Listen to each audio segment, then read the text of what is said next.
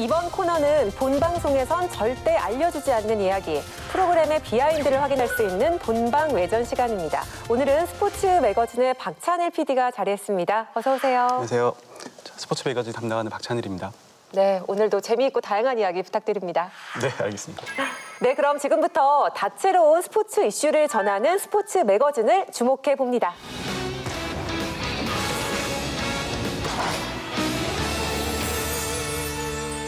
생생한 스포츠 소식을 발빠르게 전하며 시청자들의 토요일 밤을 불태우고 있는 스포츠 매거진. 국내의 화제의 경기뿐 아니라 비인기 종목까지 조명을 하며 장수 스포츠 정보 프로그램으로서 위상을 굳건히 지키고 있는데요. 최근엔 특색 있는 코너들을 대거 신설.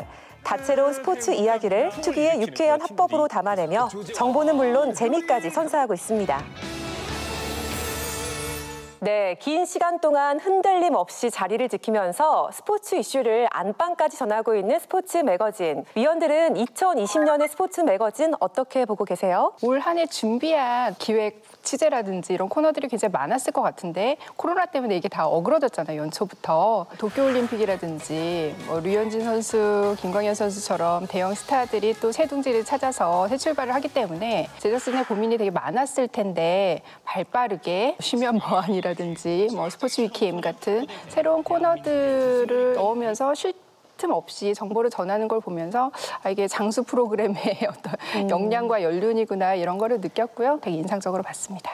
스포츠 매거진이라고 이제 제목인데 정보 프로그램으로서 이제 각 코너를 기획을 해서 깊이 있는 이런 해석과 정보를 전해준다는 면에서 매거진 구성에 충실한 그런 프로그램이라고 생각을 했고요. 근데 이제 아무래도 코너 중심이다 보니까 좀 가끔은 좀 아쉬운 게 이제 스튜디오 토크를 안 하는 건 아닌데 좀 더 같이 좀 더 얘기를 섞으면 재밌지 않을까 할 때가 있는데 그 부분에 좀 아쉬움이 약간 남는 그런 부분이 있습니다. 네. 최근에는 또 다양한 시도를 하시더라고요. 약간 너튜브 형태로 또 이렇게 좀 자유롭게 이야기하는 그러니까 이제 변화하는 이런 환경에 좀 맞추려는 그런 시도들도 굉장히 좀 높게 평가하고 싶고요. 일단은 이렇게 오랜 시간 남아 있다는 것 자체가 저희가 박수를 쳐드려야 될 일인 것 같아요. 네, 코로나19의 위기에도 다양한 기획과 새로운 시도가 인상적이다라는 의견들이 많았는데요. 박찬일 PD, 이런 감상평 나온 것에 대해서 어떻게 생각하세요? 네, 먼저 너무 좋은 얘기들 많이 해주셔서 감사하게 생각하고요. 제가 작년부터 이 스포츠 매거진을 맡으면서 이 지상파를 제외한 뉴미디어에서도 나갈 수 있는 시도를 하는 중이었거든요. 그래서 조금 더 발전하고 지금 말씀하신 부분들까지 채워서 하도록 더욱더 노력하겠습니다. 네, 자 그럼 본격적으로 스포츠 매거진에 대한 궁금증 풀어나가 보겠습니다. 위원들은 스포츠 매거진 방송 제작에 있어서 어떤 부분들이 가장 궁금하실까요? 뉴미디어를 고려한 프로그램 만드신다고 했는데 그게 아마 이제 캐생이 TV하고 핵인 사커인 것 같아요.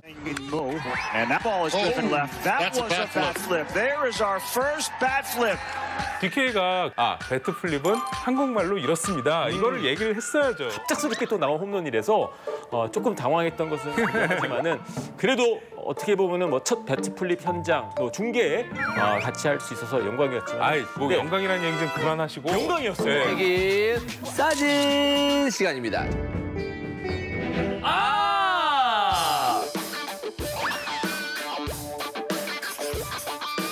공개하죠. 공개하겠습니다. 하나, 둘, 셋.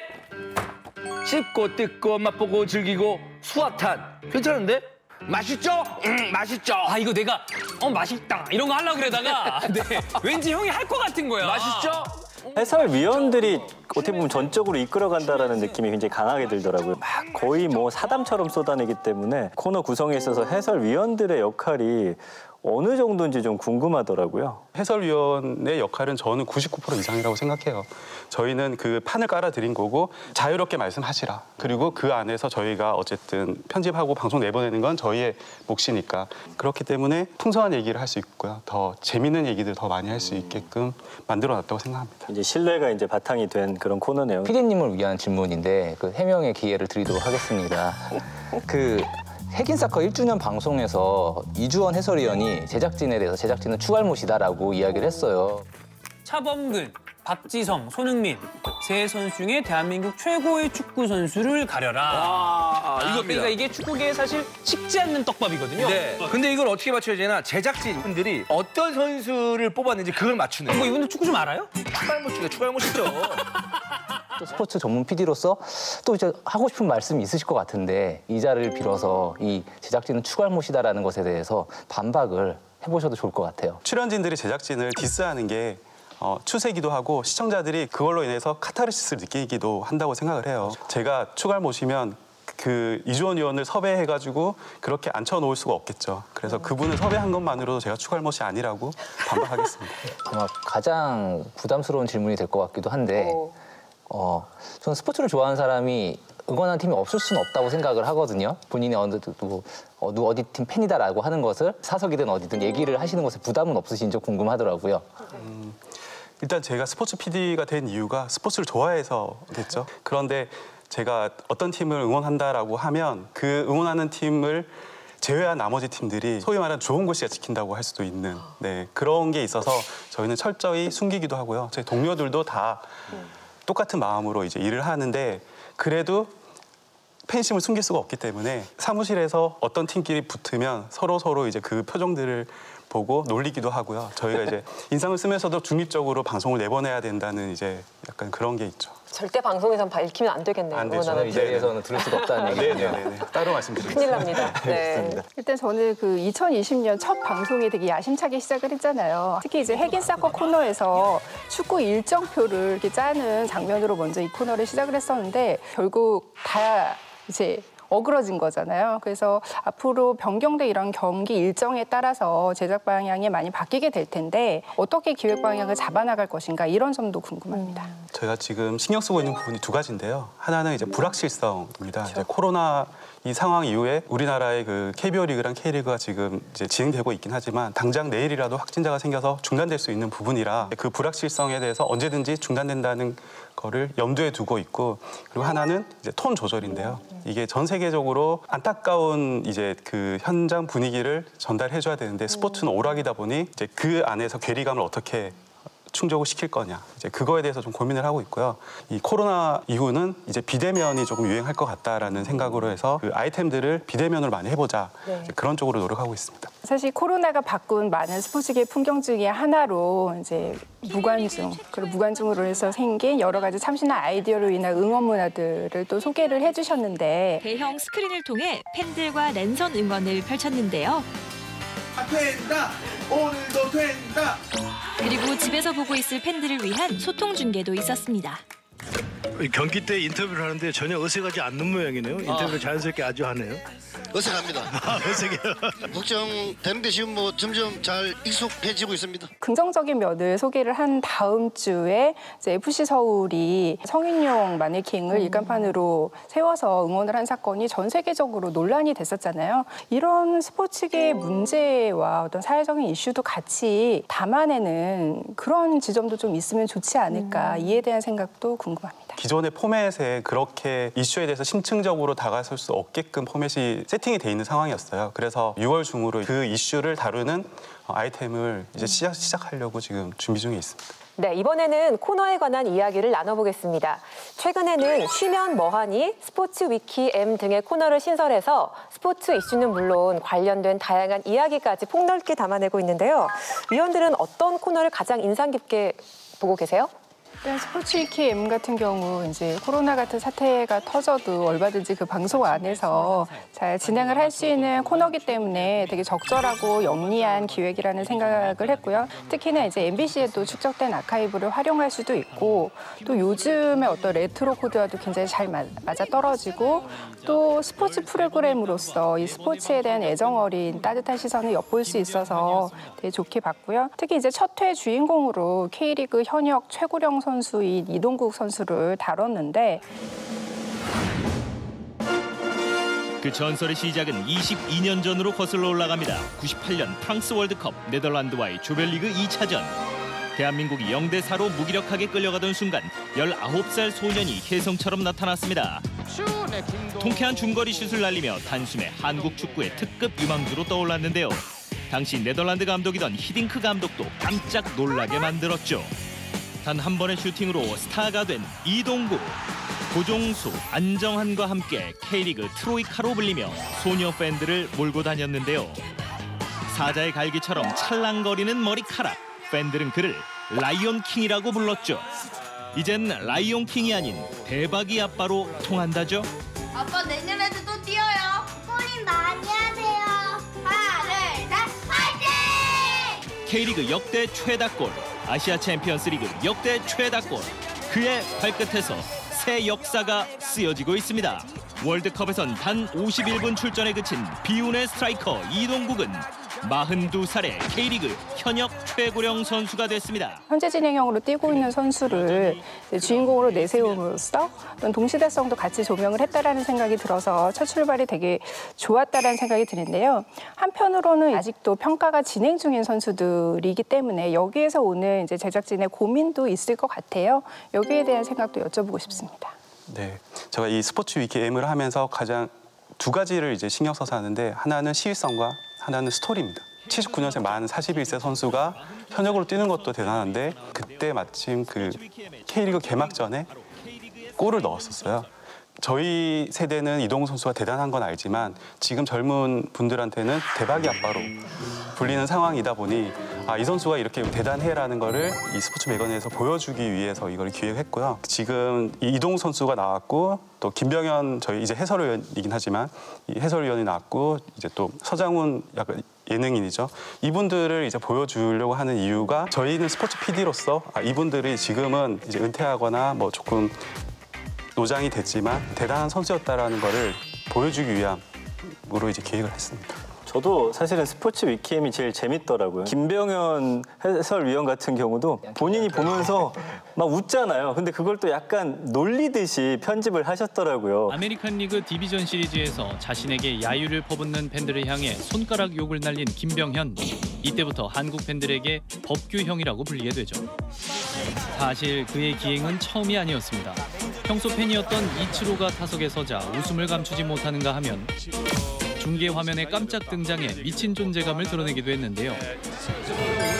이렇듯 말도 많고 탈도 많았지만 2004년 보스턴이 86년 만에 밤비노의 저주를 깨면서 김병현은 두 번째 월드시리즈 우승 반지를 갖게 됩니다. 졌으면은 저는 여기 다시 못 들어와요.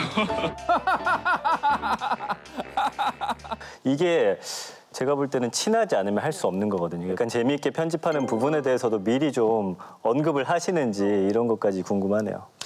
언급은 전혀 안 하고요.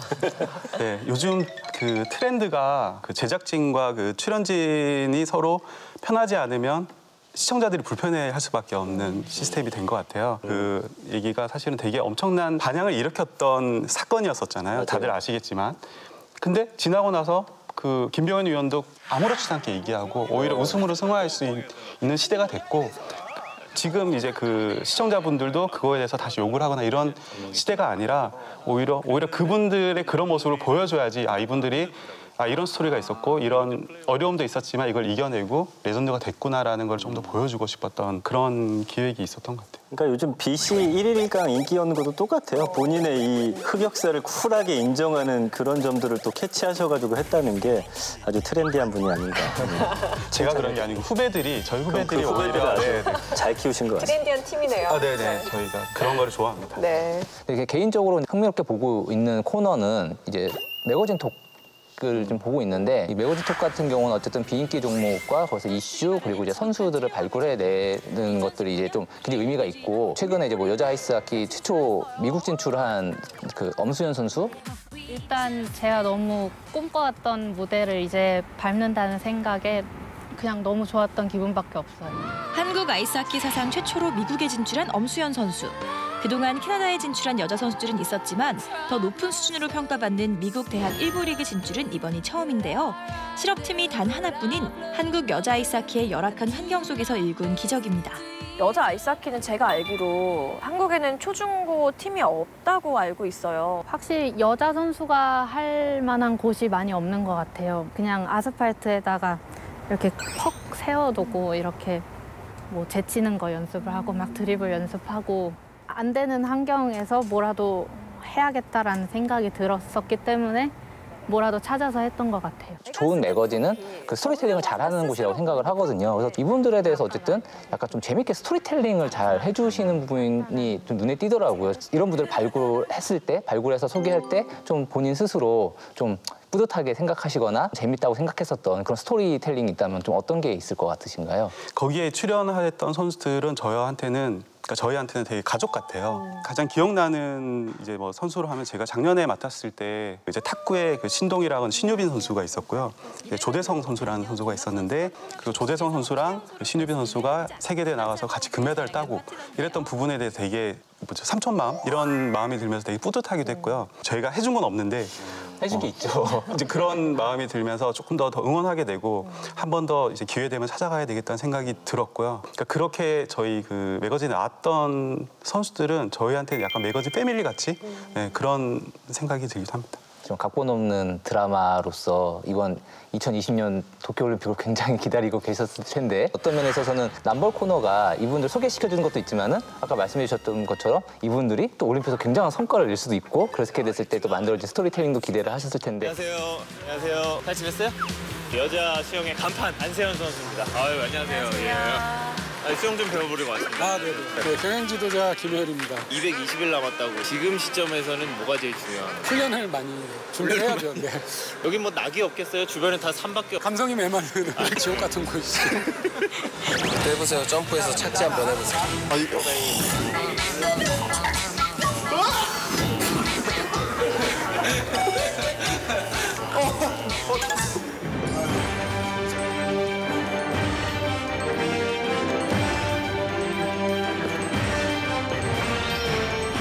진짜 궁금했던 게 안 무서워요?